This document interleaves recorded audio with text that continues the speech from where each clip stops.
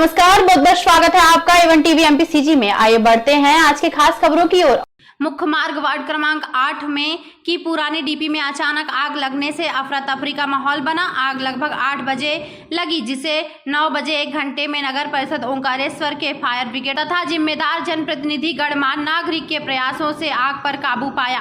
मध्य प्रदेश विद्युत विभाग के कर्मचारियों ने तत्काल सूचना मिलते ही संपूर्ण नगर की लाइट बंद करी तथा थाना प्रभारी अनोख सिंह सिंधिया ने पुलिस टीम भेजकर व्यवस्था संभाली। तो वहीं नगर परिषद सीएमओ संजय गीते ने सूचना मिलते ही नगर परिषद के फायर ब्रिगेड को मौके पर पहुंचा दिया, जिससे आग पर काबू पाया गया। आग की लपटें चारों ओर तेजी से फैलने लगी। पार्षद भाजपा नेता के मकान को भी चपेट में ले लिया। एनएचडीसी का fire brigade collector Anup Kumar Singh व एसडीएम शिवम प्रजापति को हमारे संवाददाता द्वारा सूचना देने पर एनएचडीसी का फायर ब्रिगेड आग पर काबू पाने के बाद पहुंचा है।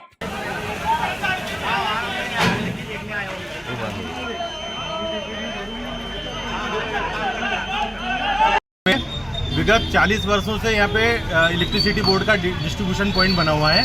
तो ये डीपी मतलब एक रहवासी क्षेत्र में बीच में बना हुआ, दो बीच में धर्मशाला है, आसपास लोगों के मकान है। आज उसमें अचानक शॉर्ट सर्किट या किसी और यांत्रिकी गड़बड़ी की वजह से बहुत भयंकर आग लग गई, जिससे 2-3 मकान जल गए। मेरी खुद की वाहन एक जल गए। मैं उसके पीछे का निवासी हूँ, वार्ड क्रमांक 8 कस्तूरबा वार्ड में। और ये गंभीर दुर्घटना हुई तो है, किसी का भगवान की ओंकारेश्वर की कृपा से किसी जान का नुकसान नहीं हुआ, लेकिन माल का नुकसान हुआ है। और ये संकेत है कि आने वाले समय में भीषण गर्मी का प्रकोप होने वाला है। यात्रियों की सुविधाओं को और रहवासियों की सुविधा को ध्यान में रखते हुए इस डीपी को यहाँ से अन्यत्र स्थानांतरित करना जरूरी है। इसके पहले भी क्या है, इस डीपी में आग लग चुकी है? इसके पहले थोड़े बहुत छोटे मोटे स्पार्क हुए, बंदरों को करंट लगा है, और इसके अलावा भी छोटी मोटी आग की घटनाएं हुई हैं। लेकिन ये आज जो बड़ा हादसा हुआ है, ये संकेत है। और इसके पहले मेरे पिताजी ने जो पूर्व यहाँ पर एल्डरमैन थे नगर परिषद में, उन्होंने कम से कम 5 या 6 बार मध्य प्रदेश विद्युत मंडल की सनावत शाखा ओंकारेश्वर और इवन जिला उपभोक्ता शाखा में भी इसके लिए शिकायत की है कि यहाँ से डीपी को हटाया जाए, लेकिन अभी तक उस पर कोई कार्रवाई नहीं हुई। और अब ये समय आ गया है कि इसको तुरंत यहाँ से हटाया जाए, अन्यथा कोई और भीषण दुर्घटना हो सकती है।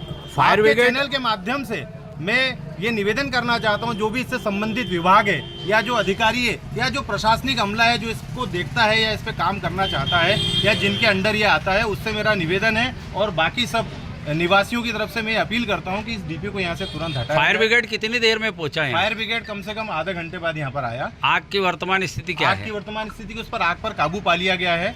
कुछ दुकानों को 2-3 नुकसान हुआ है, और जो उसके नीचे जो घर लगा हुआ था उस घर में तो पूरी तरह से आग लगी। उसके पीछे मेरा घर है, वहाँ पर आग की लपटें पहली मंजिल तक आई थी। एक मेरी 2 व्हीलर पूरी तरह से जलकर खाक हो चुकी। आपका परिचय?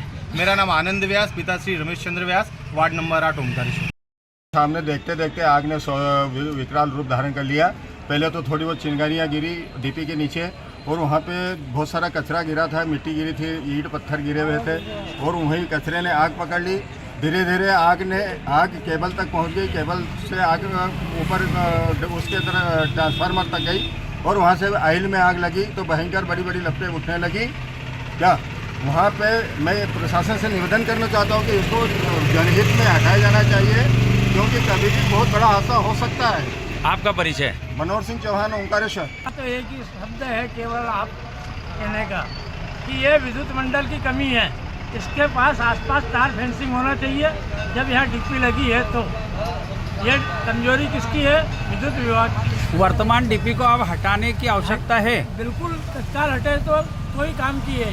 आज के जो आग लगी थी उसकी क्या स्थिति थी? उसकी काफ़ी स्थिति ये थी कि डीपी फूट जाती तो कई आसपास के लोग मर जाते। आपका परिचय? मेरा नाम मोहनलाल जी व्यास।